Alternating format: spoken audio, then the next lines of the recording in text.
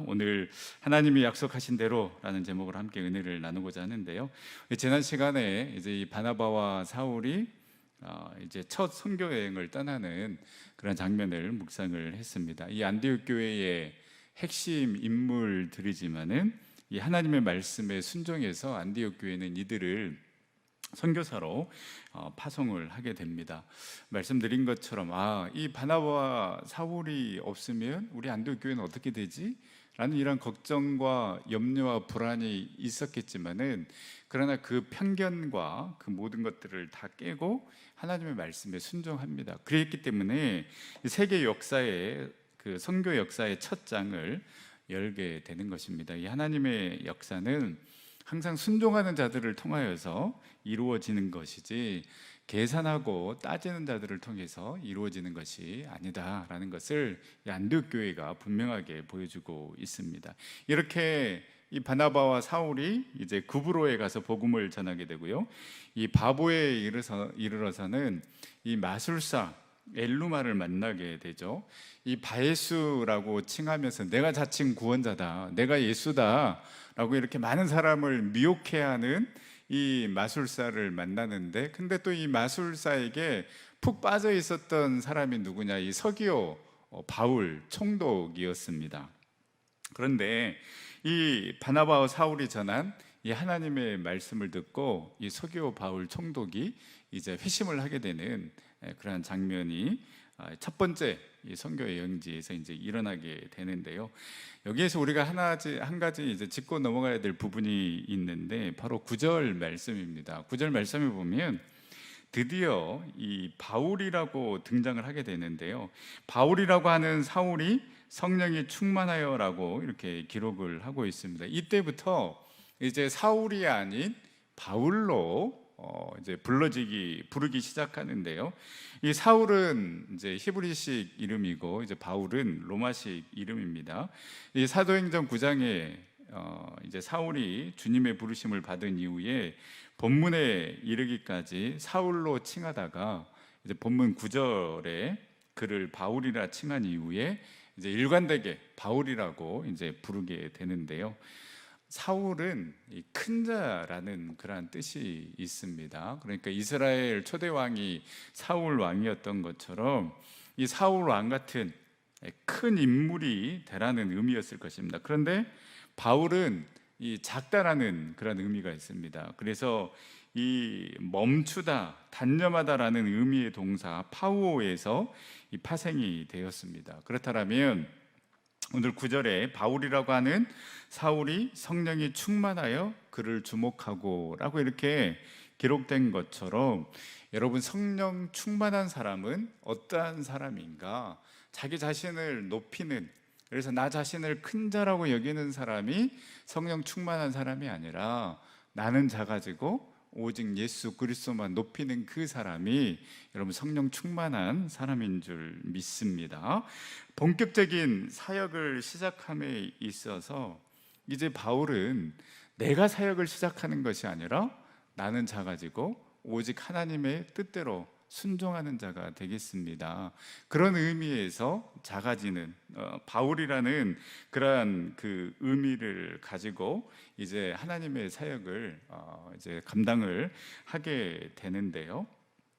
그 나는 작은 자이다, 그리고 하나님의 큰 자임을 고백하면서 그 모든 것들을 하나님 앞에 맡기며 나아갈 때에 그의 삶과 그의 사역 가운데 성령 충만함의 그 놀라운 능력을 경험했던 것처럼 저와 여러분들의 삶도 우리 주님 앞에서 정말 한없이 나는 작아지고, 그리고 나의 생각과 나의 계획을 온전히 멈추고 주님 앞에 그 모든 것을 맡김으로 말미암아 하나님의 인도하심을 경험하고 성령 충만한 삶을 살아가는, 그래서 아름다운 열매를 맺는 그 하나님께서 저와 여러분들을 맡겨주신 그 사명을 감당하며 나아가는 저와 여러분들이 될 수 있기를 간절히 소망합니다.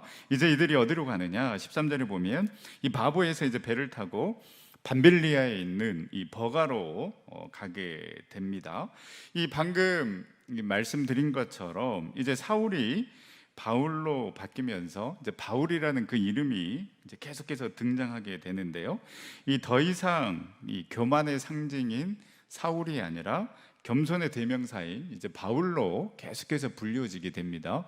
그리고 이제 또 한 가지 특징이 있는데, 그 전까지만 해도 바나바와 사울 이렇게 계속해서 이름이 나왔습니다. 그래서 누가 앞에 있었냐면 바나바가 항상 앞에 있었습니다. 그래서 사도행전에서 쭉 보듯이 예수님의 그 12명의 제자들과 함께 이 초대교회에서 굉장히 중심적인 역할을 했던 사람이 바로 바나바였습니다.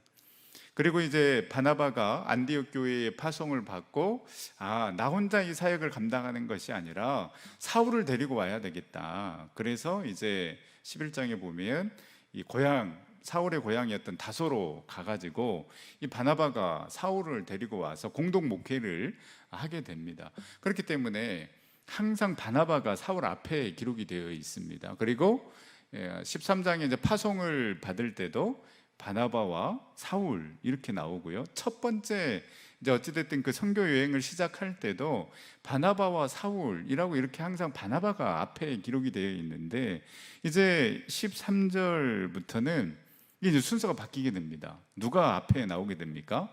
바울이 앞에 기록이 되어 있습니다. 그러니까 이제 그 선교의 리더의 역할을 누가 감당하게 됐느냐?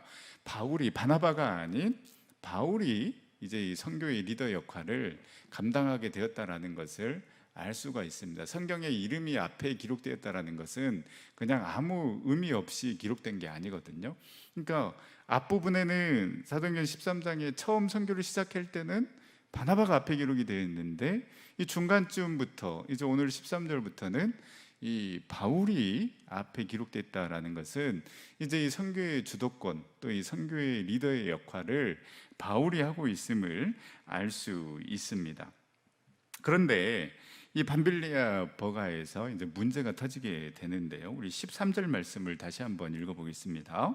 바울과 및 동행하는 사람들이 바보에서 배 타고 밤빌리아에 있는 버가에 이르니 요한은 그들에게서 떠나 예루살렘으로 돌아가고, 이제 어떤 일이 벌어지게 되냐면 이 바나바와 사울, 또 바울과 바나바의 이 수행원 역할을 했던 마가 요한이 갑자기 이제 예루살렘으로 돌아가 버리게 됩니다. 그게 이제 선교지를 이탈해 버리는 거죠. 나 이 사역 도저히 못 하겠다라고 이제 선교지를 떠나 버린 것입니다.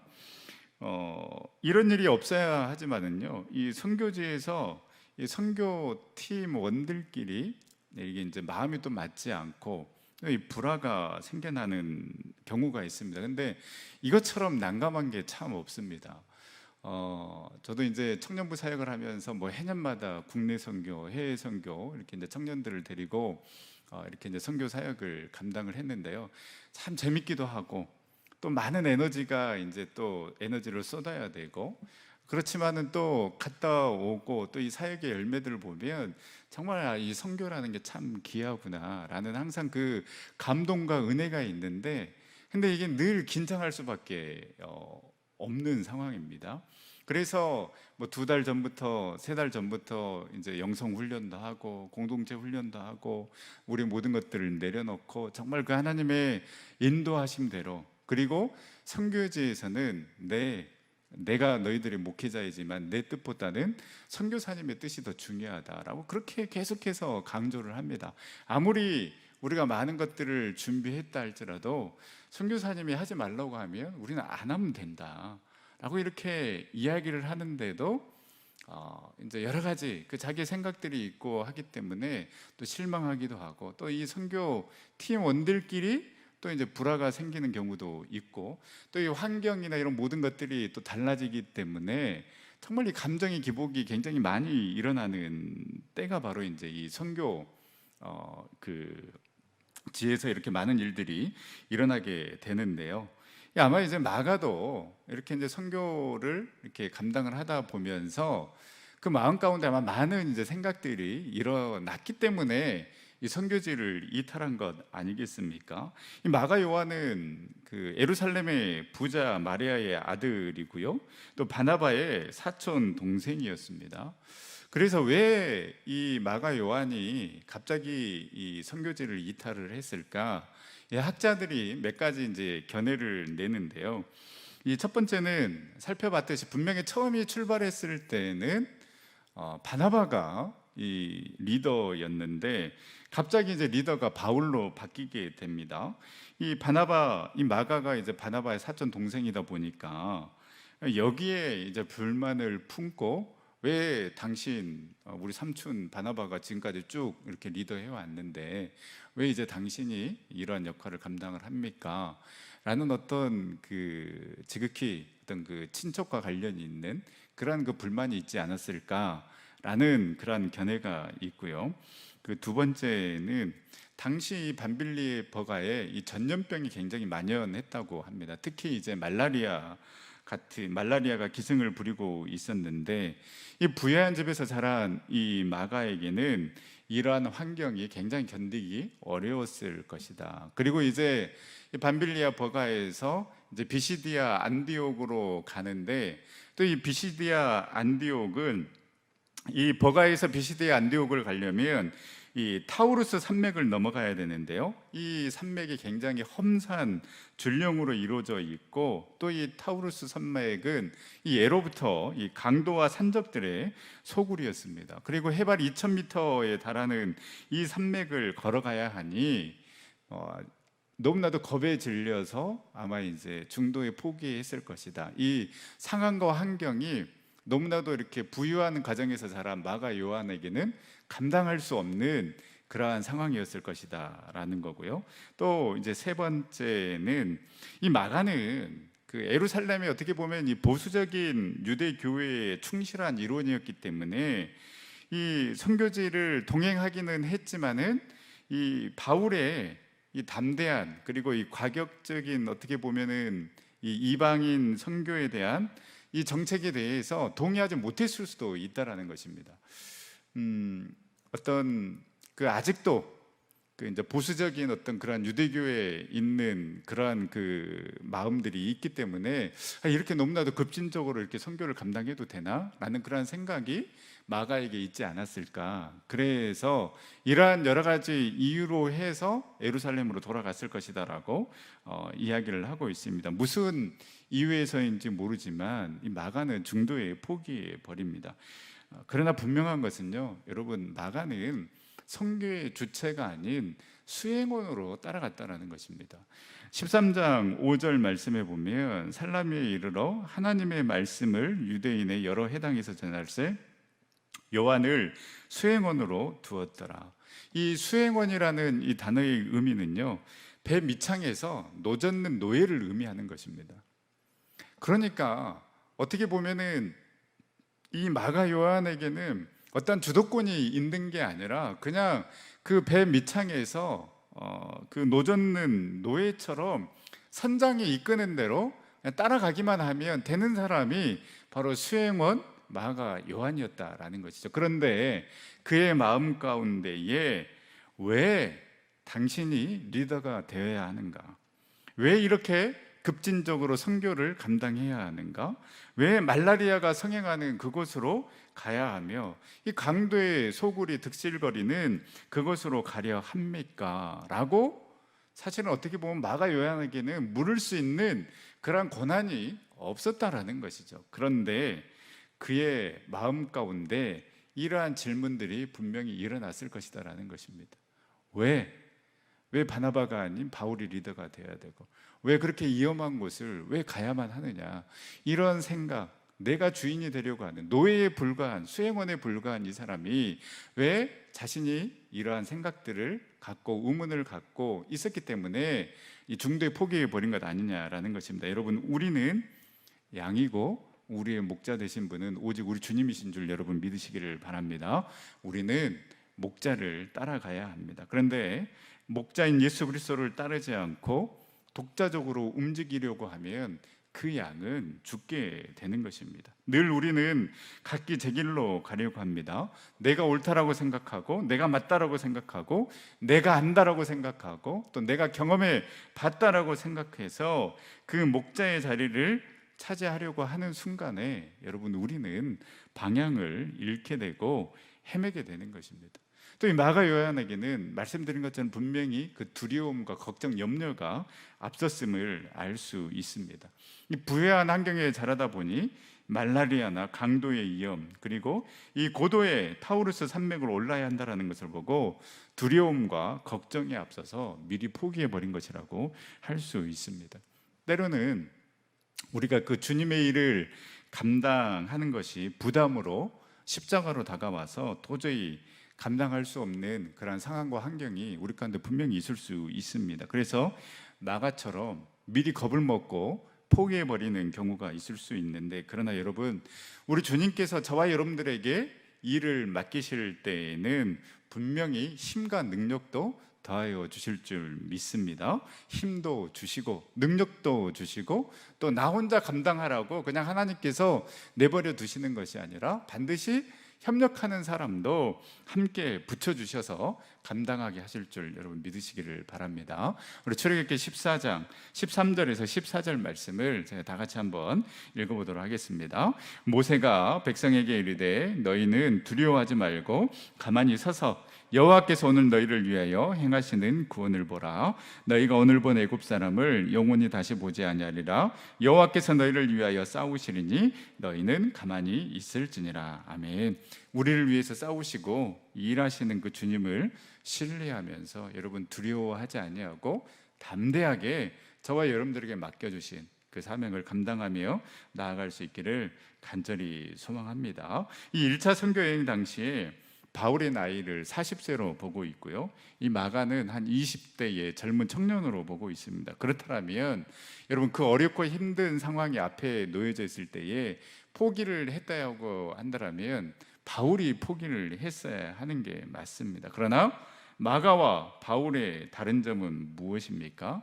나의 나이, 건강, 이것을 보면서 걱정하고 두려워하는 것이 아니라 성령님께서 인도하여 주셨으니 그 성령님께서 힘과 능력도 더하여 주실 것이다 라는 믿음으로 바울은 나아갔고, 마가는 그 두려움과 걱정 때문에 지레 겁먹고 포기해 버린 것입니다. 여러분, 두려움과 걱정 때문에 우리가 뒤돌아서는 것이 아니라 우리를 돌보시고 또 우리를 부르시고 우리를 자녀 삼아 주신 그 하나님을 온전히 신뢰함으로 말미암아 우리가 어떤 상황과 또 어떤 형편 가운데 있다 할지라도 하나님께서 결코 우리를 떠나지 아니하시고 함께 하심을 믿고, 또 힘과 능력도 반드시 우리에게 더해 주심을 믿고 정말 우리에게 맡겨주신 그 사명을 감당하며 나아가는 저와 여러분들의 삶이 될 수 있기를 간절히 소망합니다. 사실 이렇게 그냥 갑작스럽게 팀원이 한 명이 빠져나가 버리면 그것도 어떻게 보면 무단이탈한 거 아니겠습니까? 그러면 굉장히 긴 빠지는 일일 텐데 이 바울과 바나바는 그냥 흔들리지 않고 계속해서 나아갑니다. 이 부분이 저는 참 멋지다라고 생각을 합니다. 인간인지라 어찌 그 화가 나지 않았겠습니까? 그러나 우리의 감정 때문에 그 하나님의 일을 그르칠 수는 없다라는 그러한 마음으로 바나바와 바울은 흔들리지 아니하고 계속해서 그 선교의 사명을 감당하게 되는 것입니다. 여러분, 내 감정보다는 하나님의 일이 더 중요하고 하나님의 사역을 감당하는 것이 중요하다라는 것을 알기에 이 바나바와 바울이 묵묵히 그 사역을 감당했던 것처럼 저와 여러분들도 정말 그 하나님의 일에 또 교회의 일을 하는 데 있어서 나의 감정이 앞서지 아니하고 정말 그 나의 감정을 정말로 내려놓고 교회를 생각하고 또 하나님의 일을 생각하면서 나아갈 수 있기를 간절히 소망합니다. 우리가 정말 늘 기도했으면 좋겠습니다. 하나님, 내가 주님의 일을 감당하는 데 있어서 나의 이 감정, 그리고 나의 이 감정의 기복이 주님의 일을 그르치지 않게 해달라고 나의 마음을 주장하여 주시고, 정말 내가 사람에게 실망하지 않고 묵묵히 주님 바라보며 주님께서 우리에게 맡겨주신 그 길을 걸어갈 수 있게 해달라고 정말 우리가 여러분 늘 기도해야 되는 것입니다. 우리 인간의 마음이 아무리 나는 강하다고 생각하지만은요, 정말 이 조속간에 변하는 것이 우리의 감정이지 않습니까? 그렇기 때문에 또 이 공동체에서 다 이 관계, 다 맺어지는 것 아니겠습니까? 결국은 사람 때문에 실망하게 되는 거거든요. 그 사람이 미워서 또 하나님의 일을 그르치는 경우가 얼마나 많습니까?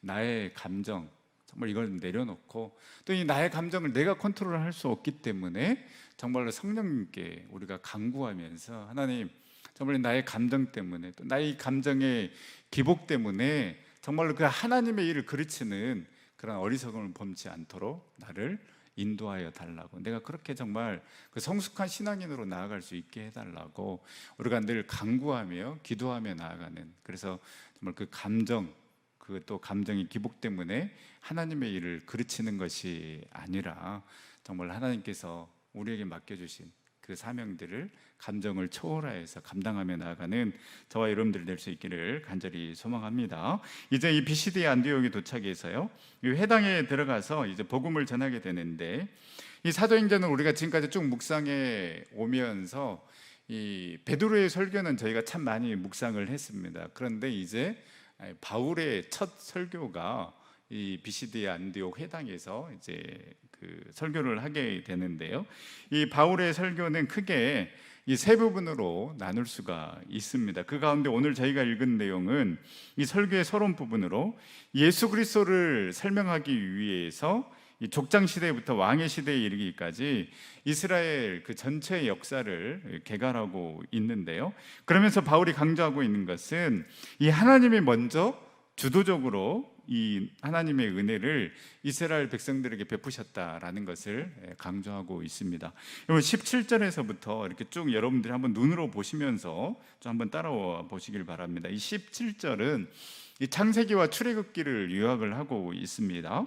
이스라엘의 조상들을 선택하신 하나님, 그리고 그 출애굽의 하나님을 말하고 있고요, 18절은 민수기를 요약을 하고 있습니다. 이 민수기는 하나님께서 광야에서 약 40년간 그 이스라엘의 소행을 참으시고 징계하시고 연단하신 그 이야기가 이제 민수기의 내용이지 않습니까? 그리고 19절에는 여호수아를 요약을 하고 있습니다. 하나님께서 가나안 땅 7족속을 멸하시고 그 땅을 아브라함 후손 이스라엘에게 기업으로 주시기까지 그 걸린 시간이 약 450년이었다라고 이렇게 이야기를 하고 있고요, 20절 말씀은 사사기를 요약을 하고 있습니다. 이스라엘이 이제 이 가나안 땅에 정착한 후에 선지자 사무엘이 등장할 때까지 하나님은 이 사사들을 보내셔서 이스라엘을 구원하고 또 이스라엘을 보존해 주셨습니다. 그리고 21절, 22절은 이 사무엘서를 요약을 하고 있습니다. 주변의 열방들처럼 우리에게도 그 인간 왕을 달라라고 이렇게 요청하는 이스라엘에게 하나님께서는 이 베냐민 지파 기스의 아들 사울을 왕으로 세우셨고, 이 사울이 이제 40년간 이스라엘을 다스리게 하지만은 이후에 이제 이 사울을 패하고 다윗을 왕으로 세우셨습니다. 그리고 하나님께서 다윗과 그 언약을 맺음으로 인하여서 그 이제 그 다윗 왕의 후손에서 예수 그리스도가 나오기까지 하나님께서 그 이스라엘 백성들을 인도하셨던 그 내용을 이제 바울이 쭉 이야기를 하면서 23절 말씀에 보면, 우리 23절 말씀을 다 같이 다시 한번 읽어보도록 하겠습니다. 하나님이 약속하신 대로 이 사람의 후손에서 이스라엘을 위하여 구주를 세우셨으니 곧 예수라. 아멘. 그 약속대로, 하나님의 약속대로 다윗의 후손에서 이스라엘을 구원할 구주를 세웠으니 그 사람이 예수다라고 이렇게 지금 바울이 설교를 하고 있습니다. 바울이 이렇게 쭉 구약의 역사를 나열한 이유는 무엇이겠습니까? 결국 하나님의 뜻대로 이 모든 것들이 진행되었고 그 계획의 완성은 바로 예수 그리스도를 통하여서 완성이 되었다라는 것을 이야기를 하고 있습니다. 아담과 하와가 뱀의 꼬임에 넘어가서 죄를 범하고 이 죄의 올무가 되어 살아갔을 때부터 하나님께서는 이 백성을 구원할 방법을 가지고 계셨습니다. 우리가 창세기 3장 15절을 원시복음이라고 이야기를 하는데요, 그 태초 때부터 하나님께서는 그 죄로 인해서 멸망할 수밖에 없는 인간을 구원하기 위한 그 방법을 그 하나님께서는 이미 가지고 계셨다라는 것입니다. 그 원시 복음이 창세기 3장 15절 말씀인데요. 우리 다 같이 한번 읽어보도록 하겠습니다. 내가 너로 여자와 원수가 되게 하고 내 후손도 여자의 후손과 원수가 되게 하리니 여자의 후손은 내 머리를 상하게 할 것이요 너는 그의 발꿈치를 상하게 할 것이니라 하시고. 아멘. 여기서 이제 여자의 후손이 바로 예수 그리스도가 되는 것입니다. 아담과 하와가 죄를 범하여서 그 죄의 올무가 되었을 그때부터 하나님께서는 이 인간을 구원할 방법을 미리 예정하고 계획하고 계셨다라는 것입니다. 그 여자의 후손이 바로 예수 그리스도다라는 것이죠. 그래서 하나님께서는 이 계획대로 차근차근 당신의 뜻대로 이 모든 것들을 준비하시고, 그래서 때가 찼을 때에 예수 그리스도를 이 땅에 보내주셨다라는 것입니다. 여러분 놀랍지 않습니까? 아담, 그리고 아브라함, 다윗, 예수 그리스도까지 이 역사의 흐름을 그 어느 누구도 막을 수가 없었습니다.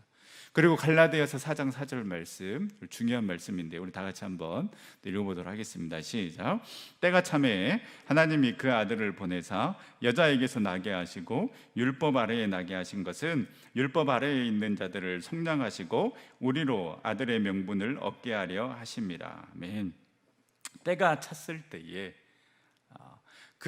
이 과정 가운데 정말 그 많은 일들이 일어나게 됩니다. 이스라엘이 타락하기도 하고, 그러나 또 하나님께서는 그들을 포기하지 아니하시고 또 새로운 언약을 또 맺어주시고, 또 다윗이 어떻게 보면 그 다윗의 후손을 통하여서 이제 이 예수 그리스도가 나오게 되는데, 우리가 이 왕의 역사들을 보면 정말 그 중간에 특히 이제 남유다 왕이 이제 다윗 왕의 그 쭉 계보이지 않습니까? 그런데 이 정말 그 중간에 그 왕이 끊겨질, 그 왕의 후손이 끊겨질 그러한 위기들이 있었는데 하나님께서 극적으로 정말 그 후손들이 계속해서 이어질 수 있도록 하나님께서 만드셨다라는 것입니다. 그래서 정말 아담, 아브라함, 그리고 다윗, 예수 그리스도까지 그냥 우리는 이렇게 지금에 와서 보니까 그렇게 이어졌다라고 이렇게 우리는 고백을 하지만은요, 그 안에 얼마나 많은 수많은 일들이 있었겠습니까? 그러나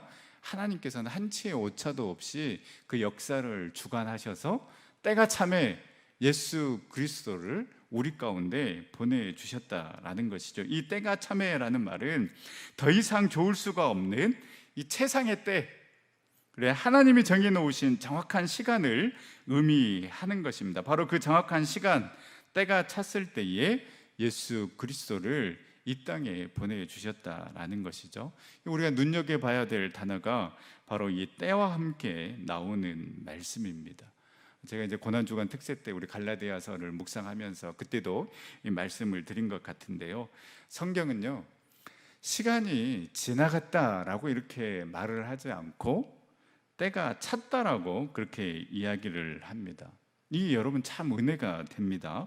성경에서 말하는 시간, 그 하나님의 때, 하나님의 타이밍은요 그저 지나가는 시간이 아니라 하나님께서 정해놓으신 그 목표로 채워지는 시간이다라는 것입니다. 그래서 여러분 신앙이란 하나님이 정해놓으신 그 때가 있음을 믿고 그 하나님의 시간이 채워질 때까지 소망 가운데 기다리는 것, 여러분 이것이 믿음이요 인내인 줄 믿습니다. 하나님께서 그 때가 찼을 때에 예수 그리스도를 보내주셔서 그 당신의 구원 역사를 만들어 가셨다라면 그만큼 우리를 사랑하시는 주님께서 저와 여러분들을 위해서도 지금도 여러분 이 축복의 시간을 채워가고 있음을 여러분 믿으시기를 바랍니다. 그렇기 때문에 여러분 저와 여러분들이 경험하고 있는 이 경험은요 결코 의미 없는 경험이 아니다라는 거예요. 내가 지금 고통의 시간, 그 어려움의 시간을 보내고 있다 할지라도요 그저 흘러가는, 아무런 의미 없이 흘러가는 그러한 시간이 아니라 하나님의 계획과 하나님의 그 시간표 안에서 채워져 가는 그러한 시간이다라는 것을 우리가 깨닫게 되면은요 나의 하루하루가 굉장히 의미 있게 다가오는 것입니다. 그냥 버려지는 시간이 아니라 오늘 하루도 나는 그 하나님의 계획과 그 하나님의 시간표 안에서 채워져 가는 그러한 삶을 살아가고 있다라는 거예요. 여러분 이게 얼마나 큰 은혜입니까? 그냥 오늘 하루도 그냥 보내버렸구나, 오늘 하루로 그냥 지나갔구나 라고 생각하는 것이 아니라 하나님의 계획과 시간표 안에 나는 지금 채워져 가는, 그래서 그 퍼즐 하나하나를 만들어가고 있구나라고 생각한다면 여러분, 지금 살아 숨쉬는 그 모든 것들이 은혜이지 않겠습니까? 축복이지 않겠습니까? 그 하나님의 놀라운 계획과 뜻은 지금도 변함없이 저와 여러분들을 향해서, 또 우리 전성교회를 향해서, 또 우리의 가정과 자녀들을 향해서 지금도 채워져 가고 있음을 여러분 믿으시기를 바랍니다.